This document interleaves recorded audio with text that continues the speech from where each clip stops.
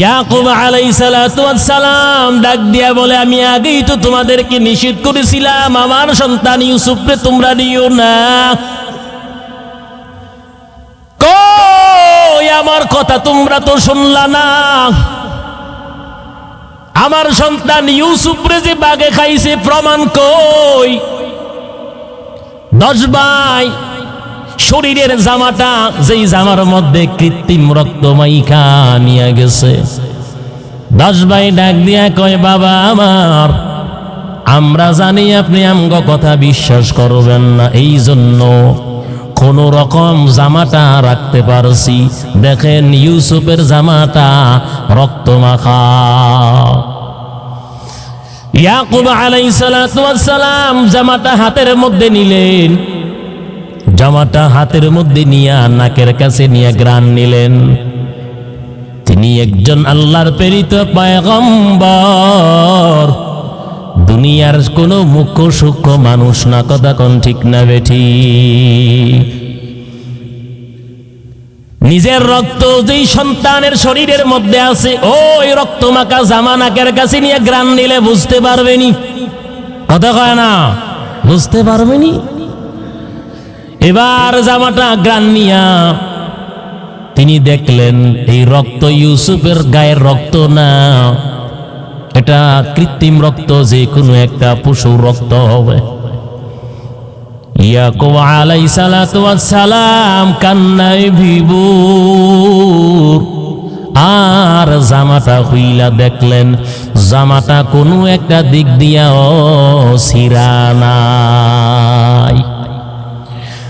এবার লম্বা একটা নিঃশ্বাস ফালাইয়া ডাক দিয়া কয়, জঙ্গলের কোন বাগে আবার ইউসুফ রে খাইলি? ও বাঘ, জামাটাও একটু ছিড়লি না? আমার মনে হয় বাঘ তোর আগ থেকে ট্রেনিং দেওয়া হয়েছিল, কারণ জঙ্গলার হিংস্র প্রাণী বাঘে যদি মানুষ খায়, শরীরের জামা খুলে খায় নাকি ছিঁড়ে ফিরে খায়? ইয়াকুব আলাইহিস সালাতু ওয়াস সালাম ডাক দিয়া কয়, ওরে বাঘ, মনে হয় তোরা আগে থেকে প্রশিক্ষণ দিয়া রাখছিল, কেমনে আমার ইউসুফ রে খাইলি? জামাটা পর্যন্ত একটু ছিঁড়লি না। ইউসুফ পয়গম্বর স্বপ্নে দেখলো, আর বাবারে ডাক দিয়া কয়, ইয়া আবাতি ইন্নী রাআইতু আহাদা আশারা কাওকাবা والشمس والقمر رأيتهم لي ساجدين।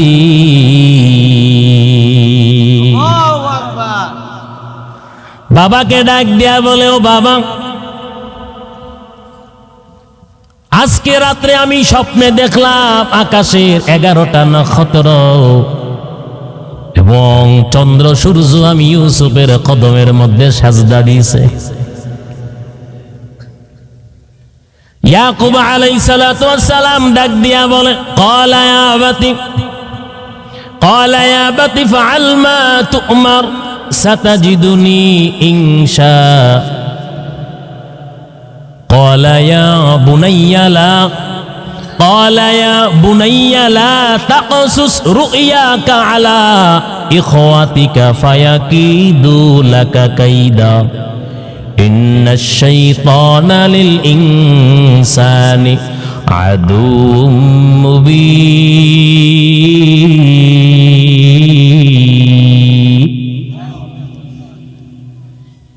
ইয়াকুব আলাইহিস সালাতু ওয়াস সালাম বাবা ডাক দিয়া কয়, ক্বালা ইয়া বুনাইয়া, ও আমার সন্তান, লা তাকসুস রু'য়াকা আলা ইখওয়াতিকা, এই কাহিনী, এই স্বপ্ন তুমি তোমার ভাইদের কাছে বর্ণনা কইরো না। কে নিষেধ করেছেন? বাবা ইয়াকুব পয়গম্বর।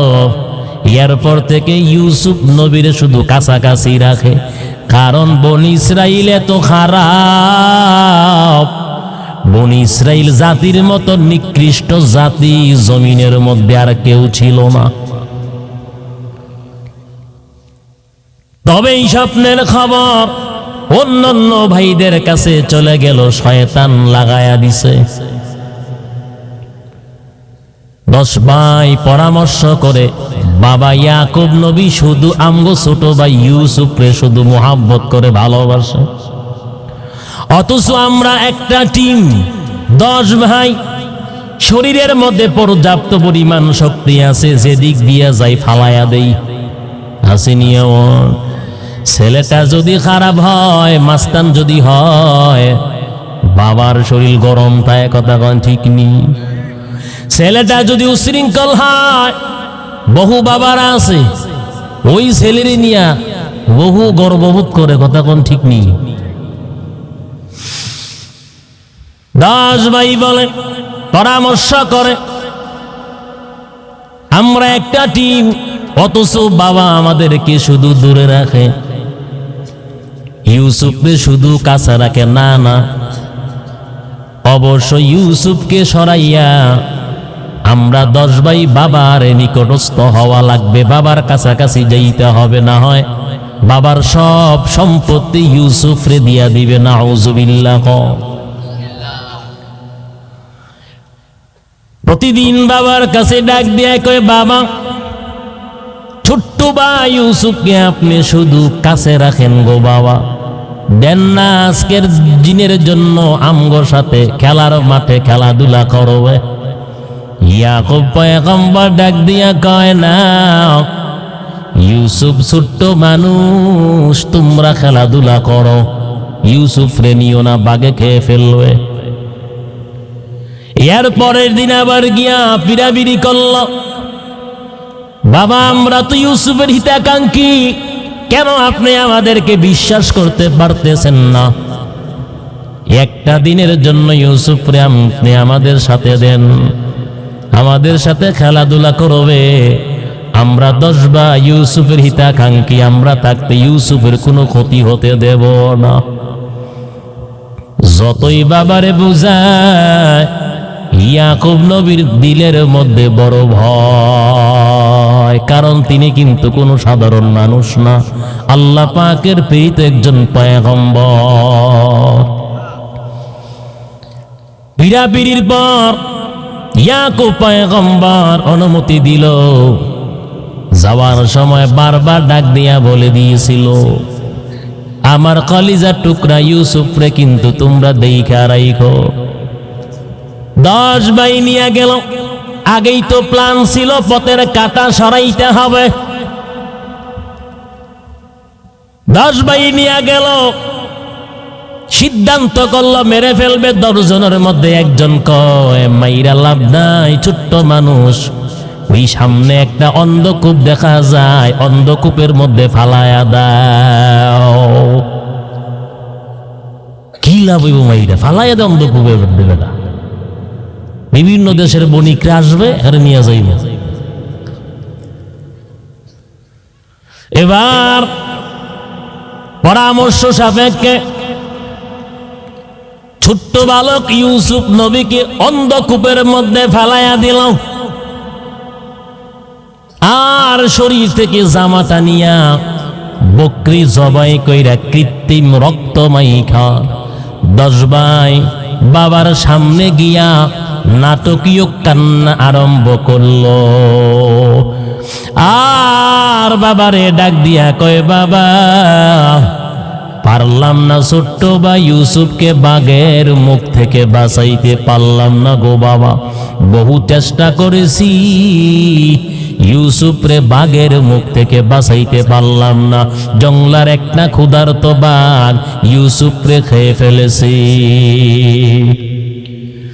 ইয়াকুব আলাইহিস সালাতু ওয়াস সালাম ডাক দিয়া বলে, আমি আগেই তো তোমাদেরকে নিষেধ করেছিলাম আমার সন্তান ইউসুফরে তোমরা নিও না। কই আমার কথা তোমরা তো শুনলা না?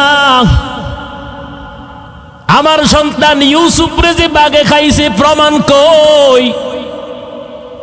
10 ভাই শরীরের জামাটা, যেই জামার মধ্যে কৃত্রিম রক্ত মাইখা নিয়ে গেছে। 10 ভাই ডাক দিয়া কয়, বাবা আমার আমরা জানি আপনি আমগো কথা বিশ্বাস করবেন না, এই জন্য কোন রকম জামাটা রাখতে পারছি। দেখেন ইউসুফের জামাটা রক্ত মাখা। ইয়াকুব আলাইহিস সালাতু ওয়াস সালাম জামাটা হাতের মধ্যে নিলেন, জামাটা হাতের মধ্যে নিয়ে নাকের কাছে নিয়ে ঘ্রাণ নিলেন।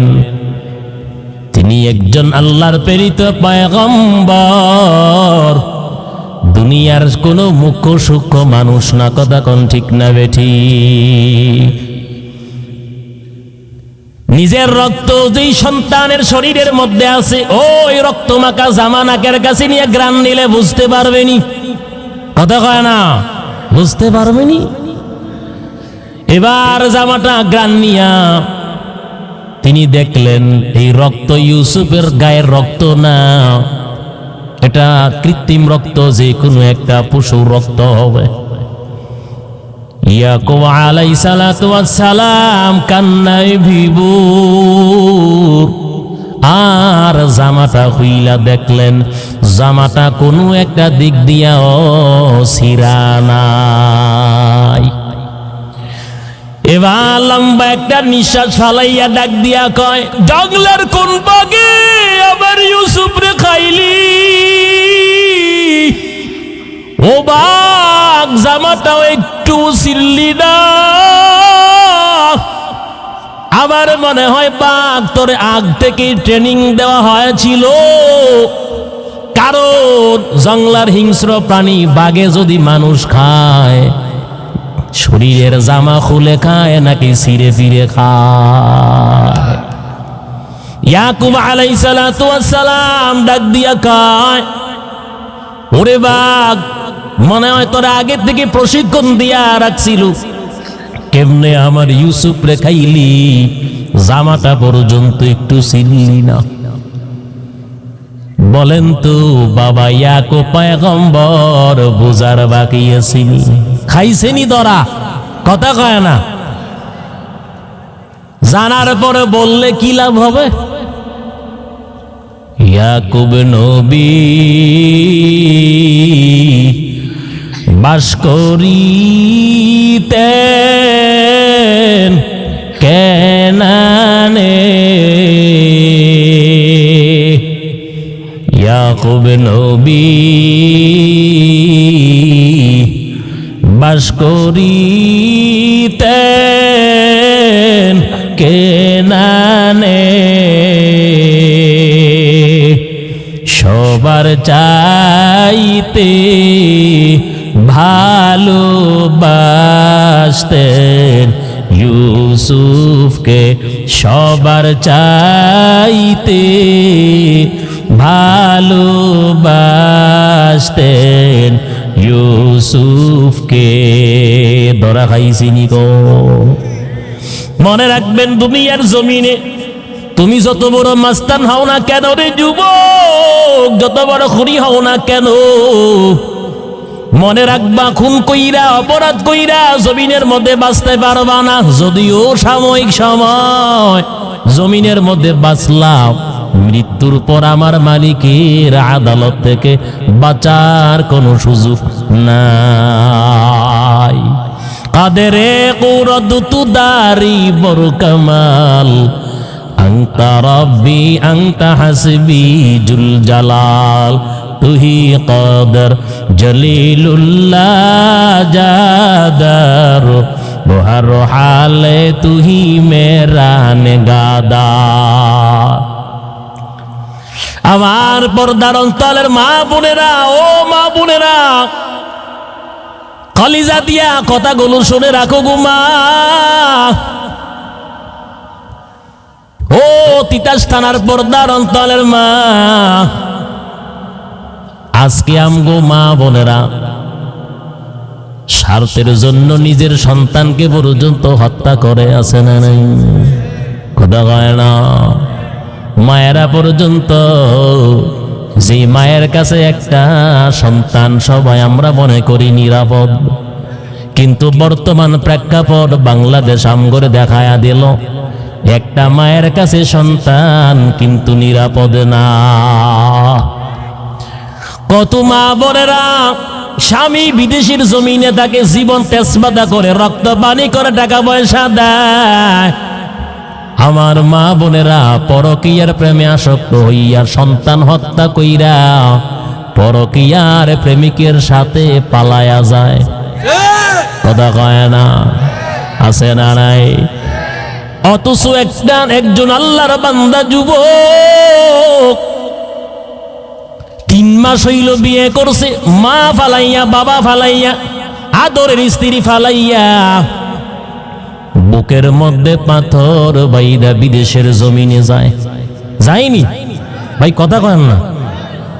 অথচ কত আল্লাহর বান্দা যুবক আছে মারে সারা একটা রাতও ঘুমাইতে পারে না, এক বেলা খাবারও খাইতে পারে না, আছে না নাই? কত আল্লাহর বান্দা সন্তান আছেন বাবার একটা নজর না দেখলে আল্লাহর বান্দা যুবক রাতের বেলা ঘুমাইতে পারে না। এমন মা বাবার ভক্ত সন্তান কিন্তু সমাজে অভাব নাই। কথা কোন ঠিক না বেটি? যেই ছেলেটা গ্রামের মধ্যে বাড়ির মধ্যে এক ওরা মাটি পর্যন্ত মাথার মধ্যে নেয় না, ওই যুবক সন্তান দেখা যায় বিবিরে খুশি করতে গিয়া মা বাবার মুখে হাসি ফুটাইতে গিয়া বিদেশের জমিনে গিয়া এর চাইতে আরো কত কষ্টের কাজ করেনি। ও নবীর উম্মতির দল, ও পর্দার অন্তরালের মা, বরং চুই আল্লাহর বান্দা যুবক মাস শেষে যখন বেতনটা হাতের মধ্যে পায়, নিজের বহু কিছু কেনার অনেক বাকি আছে, এরপর নিজে আগে ক্রয় করে না, বিবির জন্য মোবাইল পাঠায়, মা বাবার হাতের মধ্যে প্রথম মাসের বেতনটা দিয়া দেয়। দেয়নি?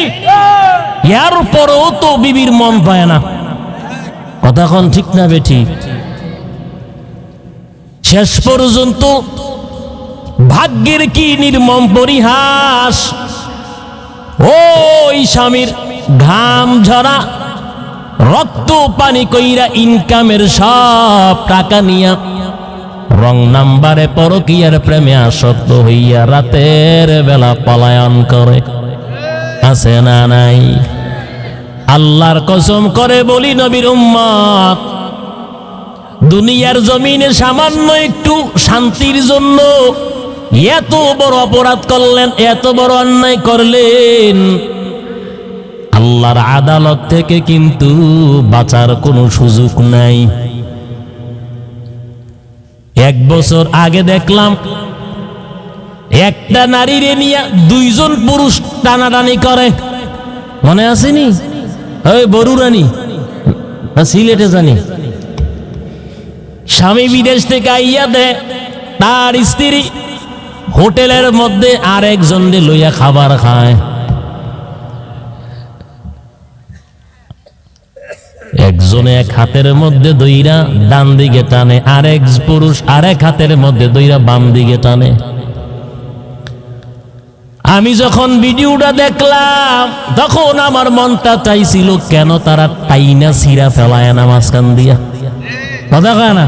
ওরে মাঝখান দিয়ে যদি ছিঁড়তে পারতো আল্লাহর কসম তার উচিত বিচার হইতো। কথা কোন ঠিক না বেঠিক? ছিঁড়তে পারে নাই তো। কথা কয় না? অথচ ওই মহিলা 3 থেকে 4টা সন্তান, ছেলেগুলো সমাজের মধ্যে মুখটা দেখাইতে পারে না, এমন অহরহ ঘটনা বাংলাদেশে ঘটে। মেয়ে বিয়ের উপযুক্ত, ছেলেটা বিয়ের উপযুক্ত, অথচ মহিলাটা নিজের স্বার্থের কথা চিন্তা কইরা পরকীয়ার প্রেমে আসক্ত হইয়া বাড়ি ছাইরা পালায়নি। আপনি চলে গেলেন একা, এই যে পরিবারটারে আপনি জীবনের তরে ধ্বংস কইরা গেলেন। সমাজের মধ্যে সন্তানদেরকে কেউ মূল্যায়ন করবে না, দাম দিবে না। কথা কোন ঠিক নি? জীবনও কারো সামনে উঁচু করে দাঁড়াইয়া 2টা কথাও বলতে পারবে না। অপরদার অন্তরালের মা, রাগ করবেন না, বেজার হবেন না। আপনারা কিন্তু দুনিয়ার জমিনে কোনো সাধারণ মহিলা না। আব্দুল কাদের জিলানী রহমাতুল্লাহ আলাইহির মতন বড় বড় আল্লাহওয়ালারা আপনাদের মতন মহিলাদের পেট থেকে জমিনে আসছে। কথা কোন ঠিক না বেঠি? বাইজিদে বুস্তামি রহমাতুল্লাহি আলাইহি তাদের মতন বড় বড় আল্লাহওয়ালারা আপনাদের মতন মহিলাদের পেট থেকে জমিনে আসছে। আপনারা হলেন নবী রাসূলদের মা। ও পর্দার অন্তরের মা গো, আল্লাহওয়ালাদের মা বাইজিদে বুস্তামি রহমাতুল্লাহি আলাইহির মতন মা আব্দুল কাদের জিলানী, আনোয়ার শাহ কাশ্মীরি রহমাতুল্লাহি আলাইহি, হাকিমুল উম্মত মুজাদ্দিদে মিল্লাত আশরাফ আলী থানভী রহমাতুল্লাহি আলাইহি, তাদের মতন বড় বড় আল্লাহওয়ালারা আপনাদের মতন মহিলাদের গর্ভ থেকে জমিনের মধ্যে পদার্পণ করছে। কথা কোন ঠিক নেই? মনে রাখবেন, যদি পেটটা ভালো হয়, এই পেটের মধ্যে যতটা সন্তান হবে সেই সন্তানগুলো ভালো হবে। গাছ যদি ভালো হয়, ফল যেমনি ভালো হয়।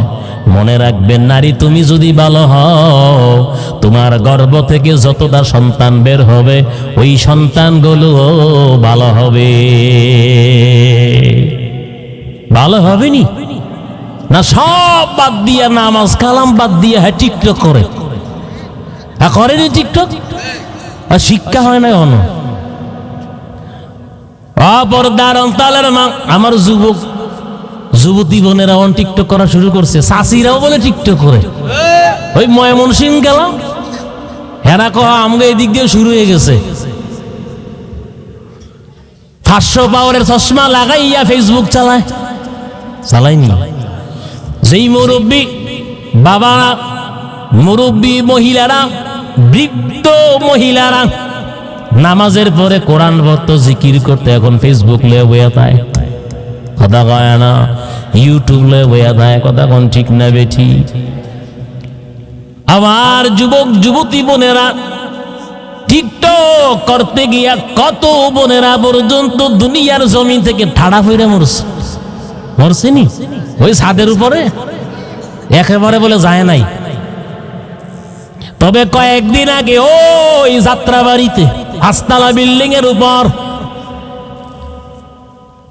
ক্যামেরা চালাইয়া দিয়া 2 জন আল্লাহর বান্দি, যুবতী মহিলা, যুবতী নারী, শয়তানে ধরছে। হুদাই শুধু নাচতে আছে, নাচতে আছে, নাচতে নাচতে এমন মাতাল, বিদ্যুতের মেইন তারের মধ্যে কেমনে জানি স্পর্শ হয়ে গেল, হাত চলে গেল। আর একটারে না, সাথে সাথে 2টারে টান দিয়া পরে সারখার কইরা নিচে ফালায়া দিছে। ও পর্দার অন্তলের মা, মিথ্যা বলার জন্য তিতাস থানার মধ্যে চিল্লাইতে আসি নাই গুমা। আল্লাহর কসম করে বলি, যাত্রাবাড়ির মধ্যে যে ঘটনা ঘটে গেল, আমার মা বোনদেরকে বলছি, যারা টিকটক করেন আপনারা অবশ্যই তাদের কাছ থেকে শিক্ষা নিয়ে অবশ্যই ভালো হয়ে যাবেন। আল্লাহ পাক টিকটক করার জন্য জমিনের মধ্যে আপনা করে পাঠায় নাই। স্বামীর খেদমত করবেন, নামাজ পড়বেন, কোরআন পড়বেন, পর্দায় থাকবেন, সন্তান লালন পালন করবেন, ইসলাম শিক্ষা দিবেন, দিন শিক্ষা দিবেন, আর স্বামীর সংসারটা দায়িত্ব নিয়া গুছাইয়া রাখবে। এর বাহিরে আর কোনো কাজ আছে মহিলা গো? এর বাইরে আর কোনো কাজ নাই। ও কালিজার টুকরা যুবক, যুবকরাও তো টিকটক করেনি? দেখেন না কত আল্লাহর বান্দা যুবক ভাইয়েরা সারা রাত্র ব্যাপী ফ্রি ফায়ার, পাবজি গেমস খেলা রাত্রটা পার করে। ফজরের আজান যখন দেয়, আল্লাহর বান্দা যুবকরা ঘুমায়া থাকে। ওই সময় ঘুমায়। কোন সময়? ফজরের আজান দিলে হ্যাঁ ঘুমায়। আসেনি যুবকরা? ওই ফ্রি ফায়ার পাবজি গেমস খেলেনি? আরেক টিকটকার আলামিন কন্টেন্ট বানায়, ওরে বেটা তোরে কে দায়িত্ব দিছে এত বিনোদন দেওয়ার জন্য? ওই আলামিন, তোরে কে দায়িত্ব দিছে রে? তুই এত হাসাইতে কইছে কে বেটা? আল্লাহ পাক বলেন ফালিয়াদহাকু কালিলাও ওয়ালিয়াবকু কাসীরা। মালিক বলেন কম কম আসো, বেশি বেশি কান্না করো, কারণ কান্নাটা আমার মালিকের কাছে এত দাম, কান্নাটা আমার মালিকের কাছে এত দাম। জামানার শ্রেষ্ঠ নবী মুসা পয়গম্বর মালিকের সাথে কথা বলার জন্য সিনাই পর্বতে যায়, তুর পর্বতে যায়। যাওয়ার সময় পয়গম্বর শুনতে পায় মানুষের মতন গুনগুন করে কে যেন কান্না করে। মুসা নবী ডানে তাকায়, বামে তাকায়, পিছনে সামনে তাকায়, মানুষ দেখা যায় না। এমন একটা জায়গা সেখানে মানুষ যাওয়ারও কোনো কথা না। এবার তালাশ করতে করতে পয়গম্বর গিয়া দেখলেন পাথর কান্না করে। জামানার শ্রেষ্ঠ নবী মুসা আলাইহিস সালাতু ওয়াস সালাম ডাক দিয়া বলে, ও পাথর কেন তুমি কাঁদো? কেন পাথর তুমি কান্না করো আমি জানতে চাই। পাথর ডাক দিয়া বলে, আল্লাহ তো বলেছেন ওয়াকুদুহান নাস ওয়াল হিজারা, জাহান্নামের ইন্ধন হবে মানুষ এবং পাথর। সেই জাহান্নামে পূর্ব, সেই জাহান্নামের ভয়ে আমি পাথর কান্না করি। জামানার শ্রেষ্ঠ নবী মুসা আলাইহিস সালাতু ওয়াস সালাম সান্ত্বনা দিয়া গেলেন আর বললেন, পাথর তোমার বিষয়ে আমি মালিকের কাছে জিজ্ঞাসা করব। আল্লাহ রাব্বুল আলামিন মুসা পয়গম্বর জিজ্ঞাসা করলেন, ও আল্লাহ পাথর দেখলাম কান্না করে আপনার জাহান্নামের ভয়ে। আল্লাহ পাক বলেন, আমার ভয়ে যেহেতু কান্না করে তুমি বলে দিও পাথরে আমি জাহান্নামের লাকড়ি বানাবো না। জবানার শ্রেষ্ঠ নবী মুসা পয়গম্বর যাওয়ার পথে আবার পাথরের কাছে চলে গেল, ডাক দিয়া বলল, পাথর আল্লাহ পাক বলেছেন তোমারে জাহান্নামের ইন্ধন বানাবে না, লাকড়ি বানাবে না, কান্না কইরো না। এই কথা বলে জামানার শ্রেষ্ঠ নবী মুসা পয়গম্বর চলে গেলেন। এরপরের দিন আবার যখন মালিকের সাথে কথা বলার জন্য তুর পাহাড়ের দিকে রওনা হয়, আবার গুনগুন করে মানুষের মতন কান্নার আওয়াজ।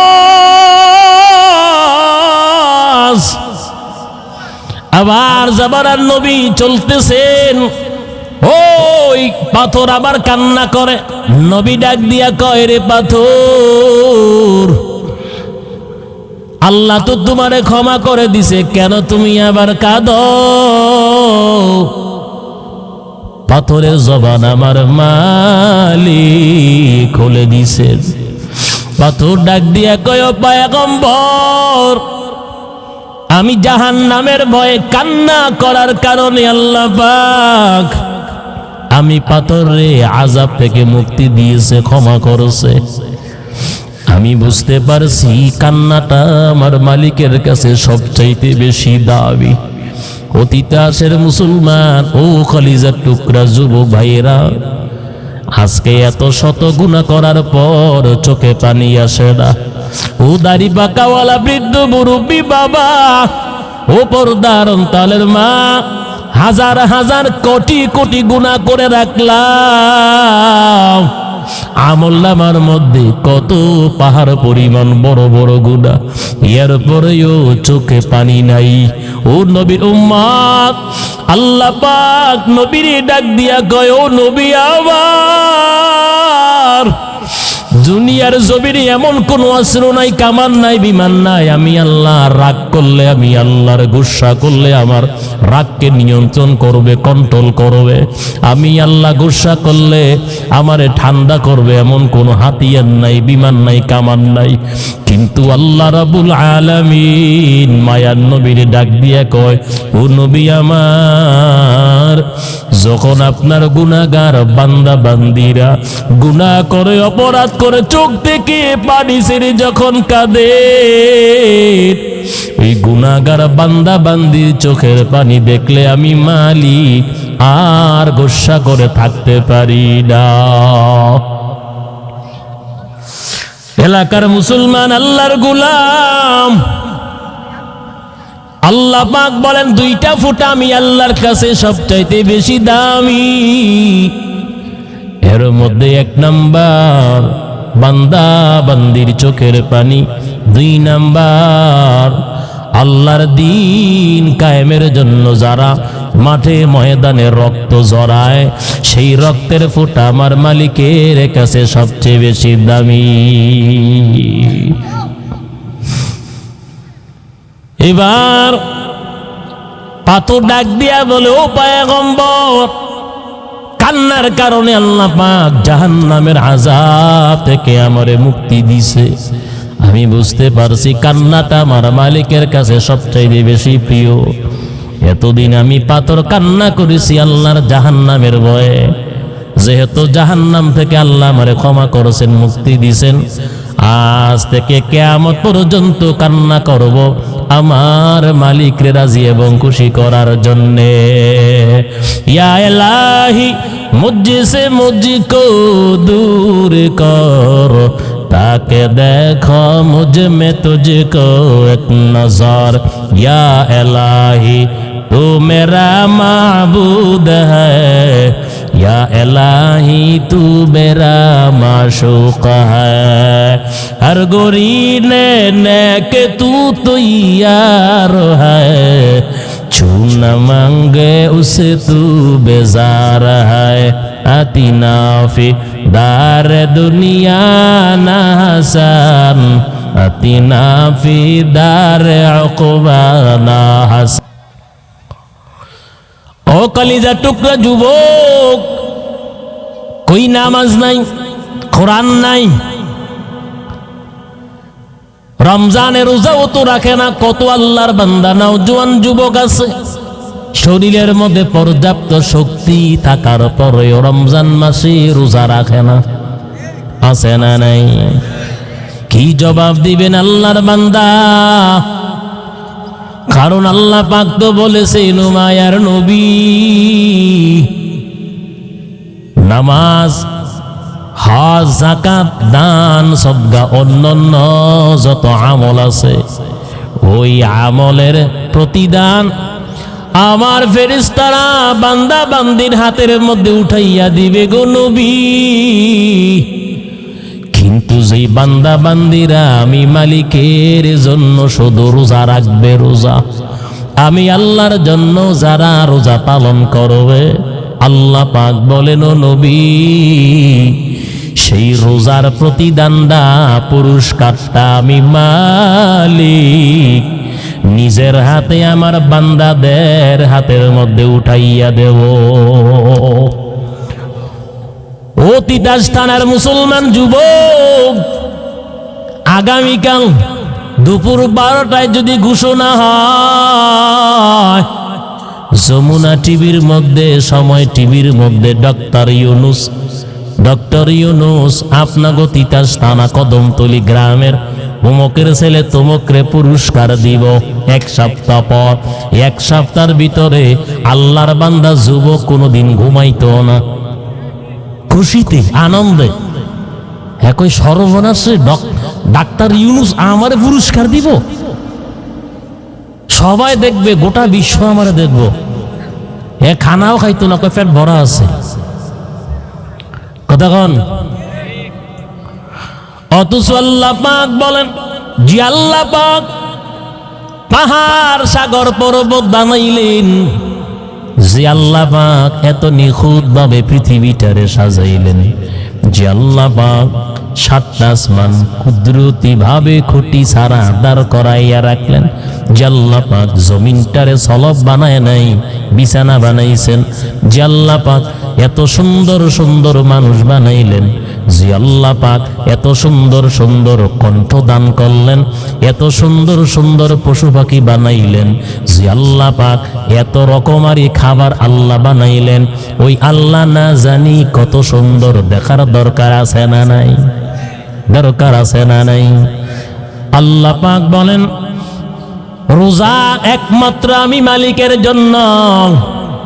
অতএব আমার যেই বান্দা বান্দি আমি আল্লাহর জন্য রোজা রাখবে, ও নবী আমার, রোজার পুরস্কারটা আমি আল্লাহ আমার বান্দা বান্দির হাতের মধ্যে উঠাইয়া দেব। আল্লাহর হাত থেকে পুরস্কার নেওয়ার জন্য কারা কারা রাজি আছেন? দুইটা হাত উঠাইয়া দেখান। ও আরশের মালিক, আয় আল্লাহ, আমার কলিজার টুকরা যুবক ভাইরা হাত উঠাইল। ও মালিক, যারা হাত উঠাইছে রমজানে 30টা রোজা রাখার তৌফিক দাও। আয় আল্লাহ, প্রত্যেকটা হাত কবুল আর মঞ্জুর করে দাও আল্লাহ। যারা হাত উঠাইলাম গুনাহগার, প্রত্যেকের জীবনের সব গুনাহ মাফ করে দাও। গুনাহ নিয়া কবরে গেলে কিন্তু খবর আছে, খবর আসেনি? কথা কয় না। পরীক্ষার সময়ে কিন্তু বইয়ের মধ্যে যত লেখা আছে শিক্ষকরা কয় সব মুখস্থ করো। কথা কন ঠিক নেই? কয় হুজুর ও স্যার একটু কয়া দেন কোন চ্যাপ্টার থেকে আসবে, কোন অধ্যায় থেকে আসবে। কয় না, বলা যাবে না, পুরা বই মুখস্থ করো। কথা কন ঠিক নেই? যেই ছাত্রটা বইটা মুখস্থ করে নাই, পরীক্ষার হলের ভিতরে ঢুকলে লিখতে পারবেনি। কথা কয় না? লিখতে পারবেনি। মনে করেন যায় আঁকাও কি করলো, রেজাল্ট কি হবে? ঘোড়ার ডিম। কি ডিম? ঘোড়ার ডিম।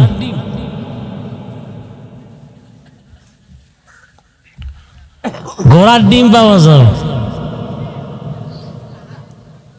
এর কি মানুষ সম্মান দিবে?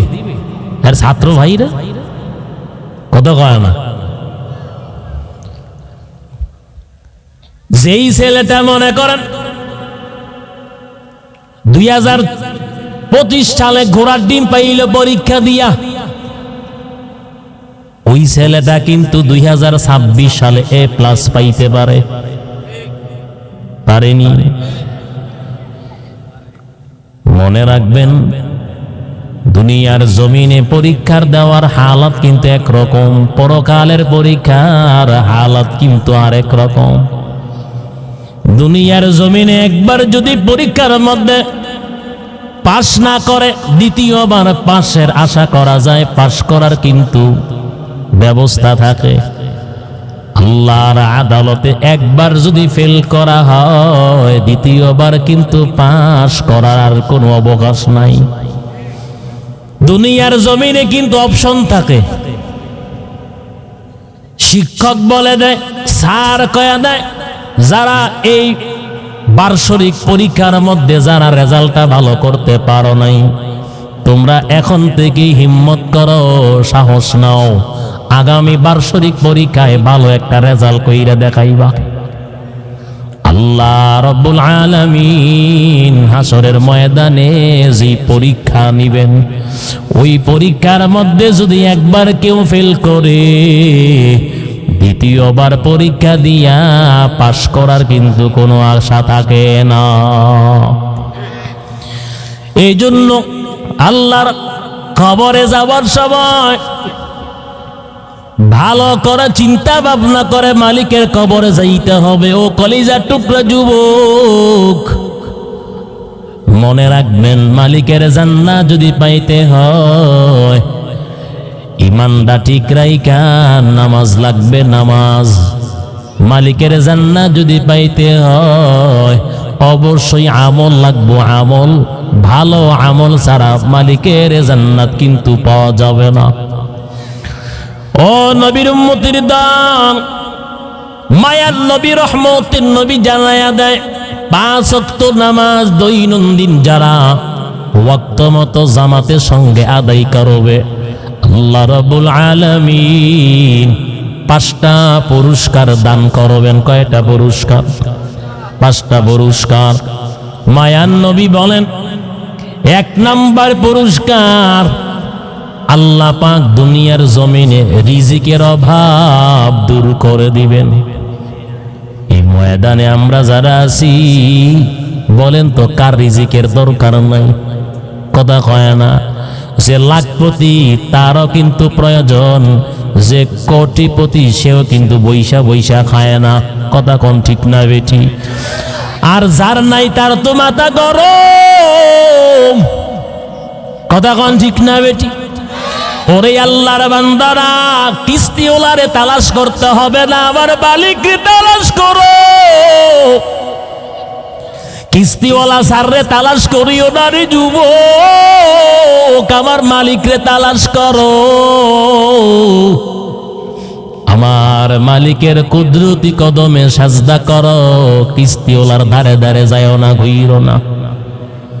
নিজের ইমান আমল বিবিরি পর্যন্ত বিক্রি করে দেয় কিস্তিওয়ালার কাছে। কথা কোন ঠিক নি? কত আল্লাহর বান্দিরা কিস্তিওয়ালার সাথে, সারের সাথে পালায়ন করে, পলায়নি। কথা কোন ঠিক না? অতএব কিস্তিওয়ালার ধারে ধারে না যাইয়া, সময় নষ্ট না কইরা একেবারে নিকটে আল্লাহর ঘর মসজিদ পাওয়া যায়। মুয়াজ্জিন যখন কয় হাইয়া আলাস সালাহ, ওযু বানাইয়া আল্লাহর কুদরতি কদমে সাজদা করো, আর মুনাজাতে চোখ থেকে পানি ছেড়ে কাঁদো। মালিককে ডাক দিয়া কও, আরশের মালিক,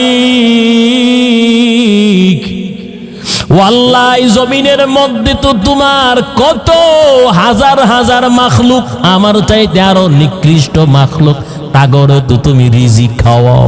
ও আল্লাহ, একটা পশু পাখিরও তো তুমি রিজিক খাওয়াও। গাছের মধ্যে যে পাখিটা বসবাস করে, ও আল্লাহ, তারেও তো তুমি রিজিক খাওয়াও।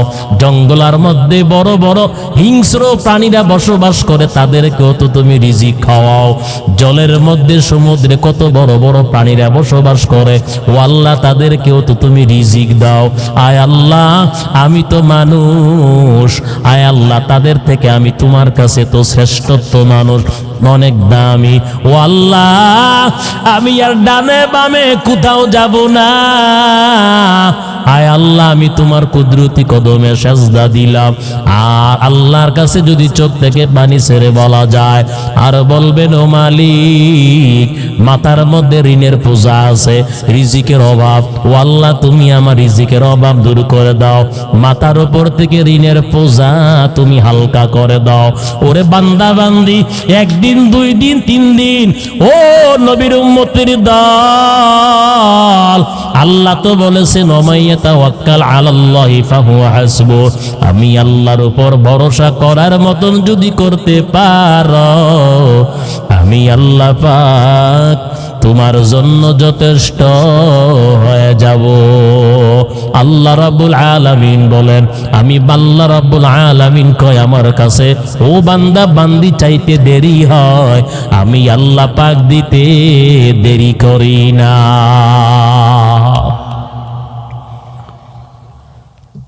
অতএব জীবনে যা কিছু প্রয়োজন কার কাছে চাইবেন? কার কাছে? আল্লাহ পাক বলেন, সাজদার মাধ্যমে আমি আল্লাহর কাছে চাও, আমি আল্লাহ পাক তো রিজিকের অভাব দূর করে দেব। নামাজের মাধ্যমে কি দূর হয়ে যায়? রিজিকের অভাব। রিজিকের ব্যবস্থা আল্লাহ পাক করে দেয় কিসের মাধ্যমে? বলেন কিসের মাধ্যমে? নামাজের মাধ্যমে। 2 নাম্বার, আল্লাহ রাব্বুল আলামিন কবরের আযাব মাফ করে দিবে। কারণ ওই বান্দা বান্দি 5 ওয়াক্ত নামাজের আগে যে ওযু করছে, ওযু মুখমণ্ডল ধৌত করলো, 2 হাতের কনি পর্যন্ত 2 বার ধৌত করলো, মাথা মাঝে করলো, 2 পা টাকনো পর্যন্ত ধৌত করলো। নামাজের আগে ওযু করা লাগেনি, কথা কয় না। এই যে বান্দা বান্দি দৈনন্দিন 5 ওয়াক্ত নামাজের আগে যে ওযু করলো, ওযু কবরের মধ্যে যখন তার রাখা হবে, আযাব যখন মাথার দিক দিয়ে আসবে, এই যে মাথা মাসে করলো, মাথার দিকে নূরের ঝলমল করবে, আযাব তাকে ধরতে পারবে না। পায়ের দিক দিয়ে আসলেও ওযুর সময় ওই বান্দা বান্দি পা গুলো ধুইছে, এবার নূর ঝলমল করবে, নামাজের অঙ্গ প্রত্যঙ্গ গুলো যখন ঝলমল করবে, আর জাহান্নামের আযাব, জাহান্নামের আগুন তারে ধরতে পারবে না, স্পর্শ করতে পারবে না। নামাজি বান্দা বান্দির কত সম্মান, কত দাম। মায়ান নবী বলেন কবরের আযাব মাফ হয়ে যাবে, আর কোনো চিন্তা আছে? কথা কয় না। এই কবরের আযাব যদি মাফ হয়, আর কোনো টেনশন আছে? কিসের মাধ্যমে? মুকুন সুসতি নমাজে পান্ডগানা, ফাওয়াইলুল লিল মুসাল্লিনাল্লাযীনা মুমিনারা, এই নামাজে এমদাদে দর, ইস্তাঈনু আয়াতে কুরআন খা। মায়ার নবী বলেন 3 নাম্বার, আল্লাহ রাব্বুল আলামিন নামাজি বান্দা বান্দির আমল নামা ডান হাতে দান করবে। সুবহানাল্লাহ। হাশরের ময়দানে যেই বান্দা বান্দির আমল নামা ডান হাতে আসবে, ওই হাশরের ময়দানে তারা চাইতে খুশি এবং আনন্দিত সেদিন কেউ আর হবে না। আমল নামা হাশরের ময়দানে ডান হাতে আসা মানি এই বান্দা বান্দি জান্নাতি। আমল নামা কেমনে ডান হাতে আসবে? নামাজের মাধ্যমে আল্লাহ পাক আমল নামা ডান হাতে দান করবে।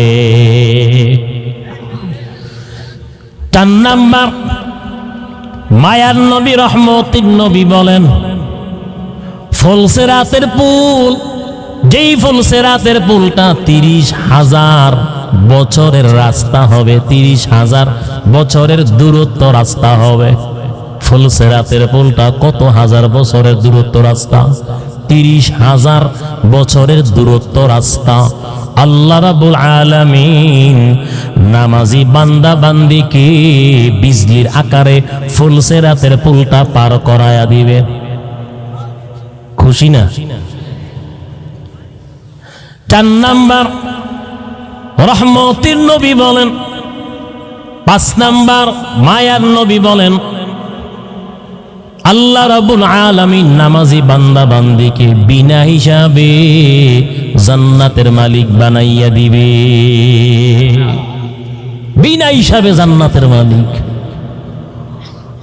ও নবীর উম্মত, আল্লাহ রাব্বুল আলামিন প্রত্যেকটা মানুষের মিজান কিন্তু ওজন দিবে, প্রত্যেকটা মানুষের আমল কিন্তু ওজন দেওয়া হবে। ভালো এবং মন্দ উভয় প্রকারের আমল কিন্তু মিজান দিয়ে আল্লাহ পাক ওজন দিবে। ও নবীর উম্মত, আল্লাহ রাব্বুল আলামিন সূরাতুল কারিআয় স্পষ্ট ভাবে বলেন ফাআম্মা মান ফাকুলাত মাওয়াজিনু ফাহুয়া ফি ঈশাতির রাদিয়া। আল্লাহ পাক বলেন যখন বান্দা বান্দির আমল নামা যখন আমি আল্লাহ মিজান দিয়া ওজন দেব, আল্লাহ পাক স্পষ্ট ভাবে সূরাতুল কারিয়ায় বলেন যার নেকের পাল্লাটা ভারী হয়ে যাবে ফাহুয়া ফি ঈশাতির রাদিয়া, সেই বান্দা বান্দি জান্নাতের ভিতরে সুখে শান্তিতে বসবাস করবে। রব্বে কারীম বলেন ওয়াম্মা মান খাফফাত মাওয়াজিনু ফাউম্মুহু হাওিয়া। আল্লাহ পাক বলেন আর যার নেকের পাল্লাটা হালকা হয়ে যাবে, যার বদের পাল্লাটা গুনার পাল্লাটা ভারী হয়ে যাবে। ফাউম্মুহু হাওিয়া। উম্মুন শব্দ কেন আল্লাহ এখানে ব্যবহার করলেন?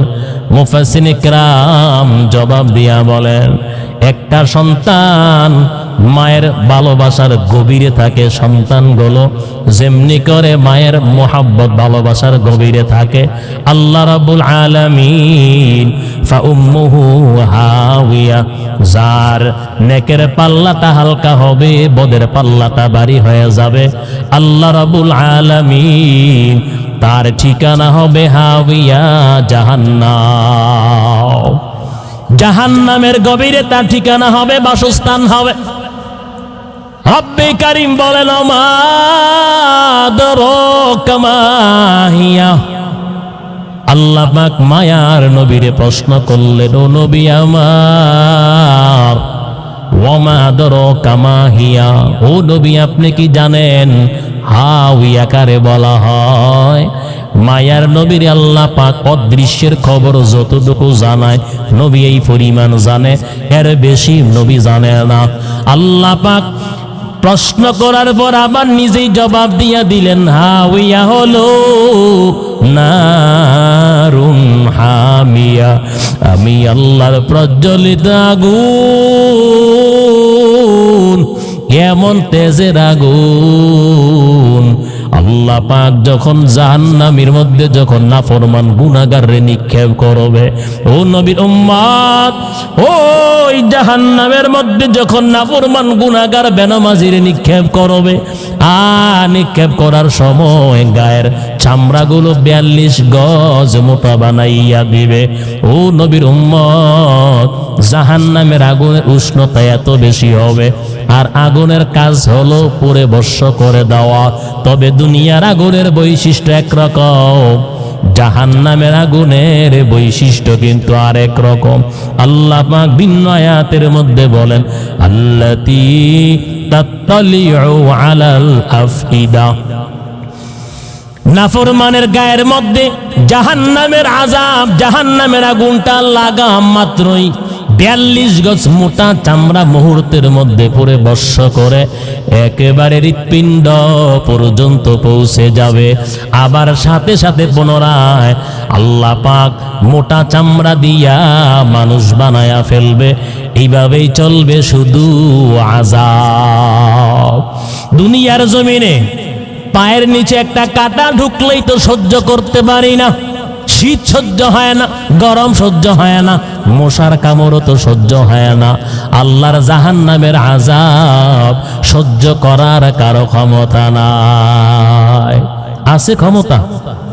অতএব ভালো আমল নিয়ে গেলে, নামাজ নিয়ে গেলে, রোজা নিয়ে গেলে, পর্দা নিয়ে গেলে, দান সদকার সওয়াব নিয়ে গেলে, যাকাতের সওয়াব, রোজার সওয়াব, হজের সওয়াব, এই সওয়াব নিয়ে গেলে আযাব সেই বান্দাবান্দিকে গ্রাস করতে পারবে না। এই নেকগুলো নূর হইয়া সেই আগুনকে তাড়াইয়া দিবে। এজন্য আল্লাহর কবরে যাওয়ার আগে অবশ্যই আমাদের সবাইকে নেক আমল করতে হবে। কি করতে হবে বলেন? কি করতে হবে? নেক আমল করতে হবে। এজন্য 5 ওয়াক্ত নামাজ জামাতের সঙ্গে পড়বো তো ইনশাআল্লাহ।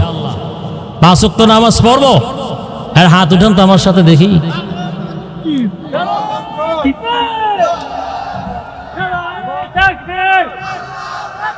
নামাজ ছাড়া অন্য কিছু বলেন বসুন। তাহলে নামাজ হবে তো ইনশাআল্লাহ, কথা কয় না? আজকের এই যে মাসটা, এটা হলো বিজয়ের মাস, কথা কন। মহান স্বাধীন দিবস, মুক্তিযোদ্ধা দিবস, কথা কন ঠিক নেই? যারা 1971 সালে এই মাসে 30 লক্ষ শহীদের রক্তের বিনিময়ে এই সোনার দেশ আমরা পেয়েছি, কথা কোন ঠিক নেই? এই জন্য এই মাস আসলে অবশ্যই আমরা স্মরণ করি তাদেরকে যারা অগাতরে প্রাণ দিল, জীবন দিয়ে আমাদেরকে একটি স্বাধীন মুক্ত বাংলাদেশ আমাদেরকে উপহার দিয়ে গেছে। তাদের জন্য দোয়া করা দরকার আসেনি? কথা কয় না? অবশ্যই দোয়া করবেন। এই ওলামায়ে কারাম জীবন ভর বলে গেছে যে গান ঢোল তবলা এগুলো না বাজাইয়া মসজিদে মসজিদে শহীদদের জন্য দোয়া করা হোক। কথা কন, এটাই তারা পাবে। আমি আপনাদেরকে নিয়ে আমাদের এই বাংলাদেশ নিয়ে একটি ইসলামী দেশত্ববোধক গান, দেশের গান গাবো। আপনারা আমার সাথে গাইবেন নি? আমার সাথে গাইবেন, ঠিক আছে নি? শুরু করি, ঠিক আছে? বাংলাদেশ আমার, বাংলাদেশ আমার, বাংলাদেশ আমার, বাংলাদেশ আমার, এই বাংলাদেশ তোমার, প্রিয় বাংলাদেশ সবার। আমি বাংলাদেশী, আমার জন্মভূমি, আমি দেশপ্রেমী, নেই কো তুলনা যার। বাংলাদেশ আমার, বাংলাদেশ আমার, বাংলাদেশ আমার, বাংলাদেশ আমার। পারেন না? কর না কি? বাংলাদেশ আমগো না? এই কথা কয় না? বাংলাদেশ আমার, এই বাংলাদেশ তোমার, প্রিয় বাংলাদেশ সবার। আমি বাংলাদেশী, আমার জন্মভূমি, আমি দেশপ্রেমী, নেই কো তুলনা যার। বাংলাদেশ আমার, বাংলাদেশ আমার, বাংলাদেশ আমার।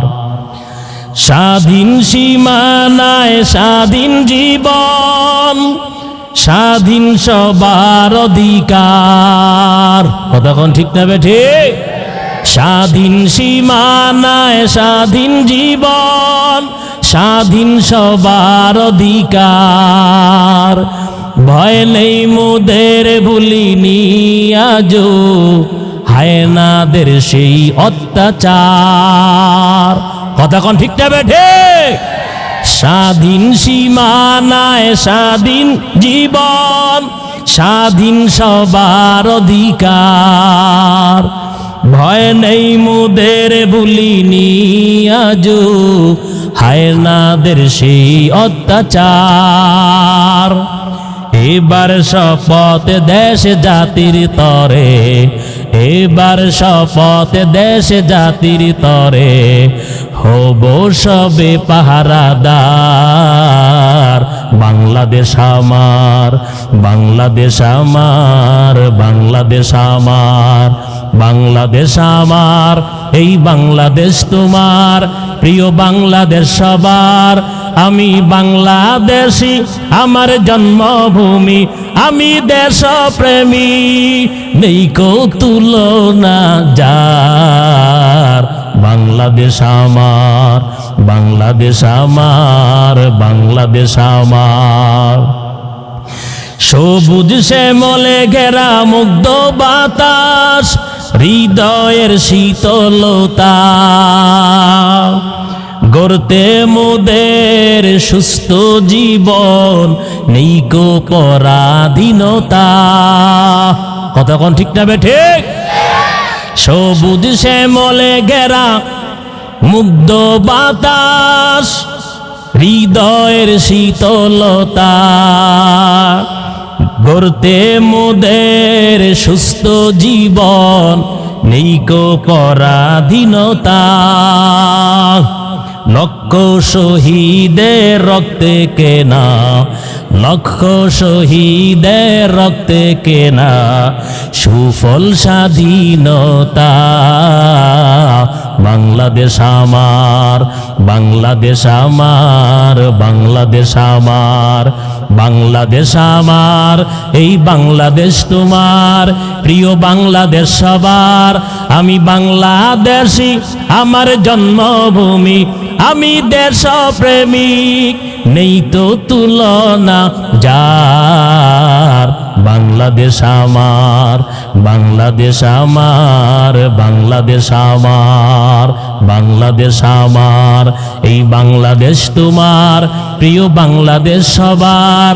আমি বাংলাদেশী, আমার জন্মভূমি, আমি দেশপ্রেমিক, নেই কো তুলনা যার। বাংলাদেশ আমার, বাংলাদেশ আমার, বাংলাদেশ আমার। পাহাড় নদী আর ফুলে ফলে দেশ লাল সবুজে আঁকা, কোটি প্রাণের বিনিময়ে পেলাম স্বাধীন পতাকা। পতাকা ঠিক না বেঠে? পাহাড় নদী আর ফুলে ফলে দেশ লাল সবুজে আঁকা, কোটি প্রাণের বিনিময়ে পেলাম স্বাধীন পতাকা। আজ শরিক হতো চেয়ে অবদান, আজ শরিক হতো চেয়ে অবদান, ছিল আলেম উলামা। বাংলাদেশ আমার, বাংলাদেশ আমার, বাংলাদেশ আমার, বাংলাদেশ আমার। এই বাংলাদেশ তোমার, প্রিয় বাংলাদেশ সবার। আমি বাংলাদেশী, আমার জন্মভূমি, আমি দেশপ্রেমিক, নেই কো তুলনা যার। বাংলাদেশ আমার, বাংলাদেশ আমার, বাংলাদেশ আমার।